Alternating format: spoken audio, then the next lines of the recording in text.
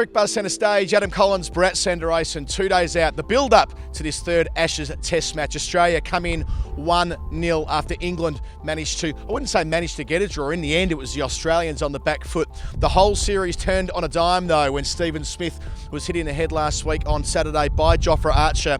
And the big breaking news from Headingley, Bharat, is that Stephen Smith will not play in the third Test. Yes, he's been ruled out. He did make it for training today, though he was part of the huddle as well, and then Justin Langer took him aside, had a long chat with him on that side of the ground, and then Dr. Richard Saw, who's been the busiest man in the planet all of a sudden, also had a word with him on near the pitch, and then it was confirmed. Though, I mean, Smith looked very dejected, obviously, you know how he's obsessed with cricket. But then Mark Taylor was around, and then they started talking about slip catching, and like I said, you can keep Smith away from a test match, but you can't keep him away from the nets. He spent nearly 20 minutes talking to Usman Khawaja about batting. He was giving him tips. He was hanging around. I thought he would give throwdowns, but thankfully he did not, and then he left. But yeah, big news. But we kind of expected Smith not to play. I mean, the quick turnaround, just 3 days between two tests, it's actually a good thing. Rather than have any kind of doubt over his fitness and just force him to play, I think it's a good decision. Yeah, the formal process had to be gotten through.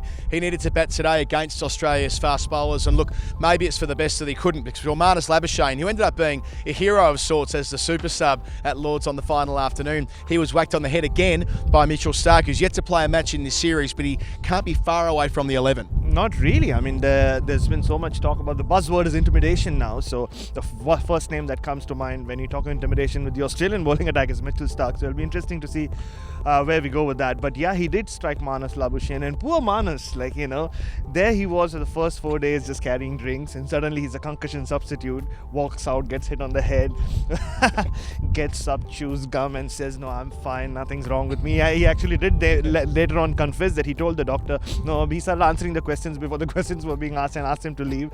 So it was actually similar today. Again, Dr. Richard Saw ran into the net, and before he could get there, Marnus had his helmet off, and he was telling him the helmet's fine. But Dr. Saw said, yeah, the helmet's fine, but what about you, Marnus? And then he had to undergo a quick concussion test. He overcame that, and he batted for a long time. He is also the Steve Smith of the nets, and I think he had a long session early on. After being hit, he came back, and that's why the Justin Langer press conference was delayed, by the way. Justin Langer was busy giving him throwdowns. Well, we spoke to Justin Langer at the press conference. I asked him about their plans for the bowlers and how they were going to make sure they could almost stick with plan A, which was to have a really tight attack which didn't give away too many runs, and also at the same time try and play plenty of fast bowlers. But from Langer's perspective, don't expect a bouncer war.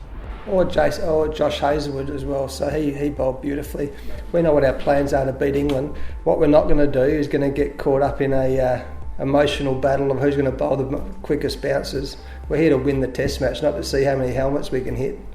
So, and that's the truth. We are literally here to win the test match, and we have our plans on how we think we can beat England. It's not... Mike Atherton said a really interesting thing to me the other day in an interview. He said, it seems a really different Australian team. In the past, you puff your chests out and you grow your beards and you're all tough and so you can bowl as fast as you want. Maybe this isn't as macho as you like as before. No, we're here to win the test match, not to see how many bruises we can give. That's not winning test matches. Trust me, you can't get out with a bruise on your arm. So we'll just continue. We'll pick the team we think will win it. This is a different ground. I think the wicket will be quite slow. It's not going to be as fast as some of the other wickets we've seen. My understanding of everything I've been told about playing here.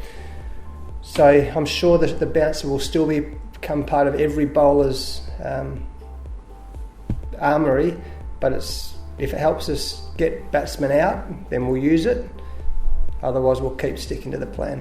So, Brad, it's pretty clear from Justin Langer's comments there that any number of combinations is still possible. Mitchell Starc get to play a test match, but also Michael Neser, a bowler you've been watching quite closely. If they don't want to play Peter Siddle in back-to-back test matches, or indeed Josh Hazlewood for that matter, given his relationship with stress fractures of the back in recent times, then a player like Neser might come into consideration. Absolutely. I mean, when he was picked, a lot of people thought that he was picked to play against Worcester, Derby, and bowl a lot to Steve Smith in the net so that Graham Hick can get a break. But he has been so impressive. He has been one bowler who's really troubled Smith in the nets. He was very good in Southampton. He was very good in Worcester as well. So you can't rule Michael Neser out. And he seemed like a like-for-like replacement for Peter Siddle. But it was interesting to hear Justin Langer speak in a fake Australian accent. Didn't you find that interesting? Like the Australian accent that allegedly Michael Atherton spoke in anyway. But it's a different Australia, Adam. This is not the Australia I moved to, where people back away from intimidation and say we'll focus on discipline and control. But no, it's good to hear him say that, because you would have assumed that it's going to be like, fight fire with fire, that kind of scenario. But it's good to know that Australia is sticking to their plans. Yeah, they want to win with brains, not brawn, in this Ashes series. Of course, they've not won here since 2001, and in 2015 they did miss a trick going the brawn option. As far as England, as far as they're concerned, we got a little bit of a hint that maybe Chris Woakes may be rested. He's played a lot of cricket this year, both in white ball and the red ball format. Sam Curran was playing for Surrey as recently as yesterday in the county championship. If they were to make a change, it would be Curran, who has a fantastic record in Test cricket so far. Indeed, he made his debut here last year. Yeah, and you know how big a Sam Curran fan I am. I always want him to play every Test match at England. And it's been interesting how they've used Chris Woakes, because if you remember, nobody really has come out and said why he didn't bowl during that first session in Birmingham, and he was underbowled at Lords, though Trevor Bayliss said it had nothing to do with his fitness. But he did play the whole of the World Cup. He has been really, really busy,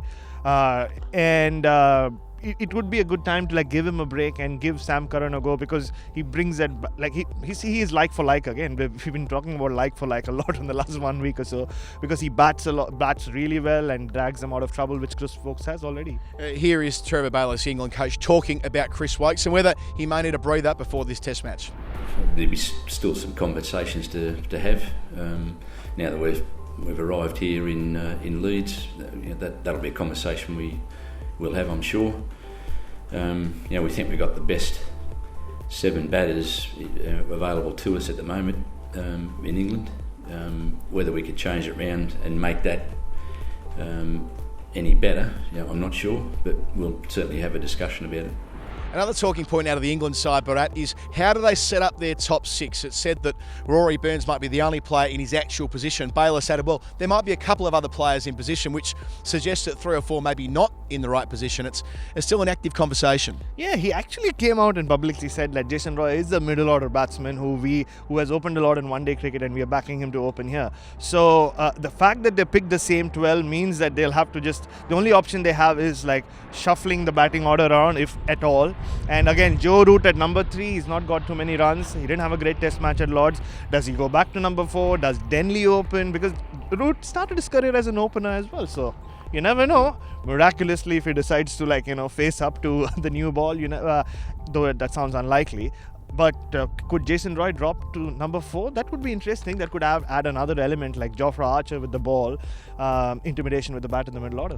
What we know is it's going to be another fascinating week here in Leeds. It certainly was last weekend at headquarters at Lords. Don't miss a moment. Crick Bus Centerstage, Adam Collins, Bharat Sundaresan. We'll be back with the captains tomorrow.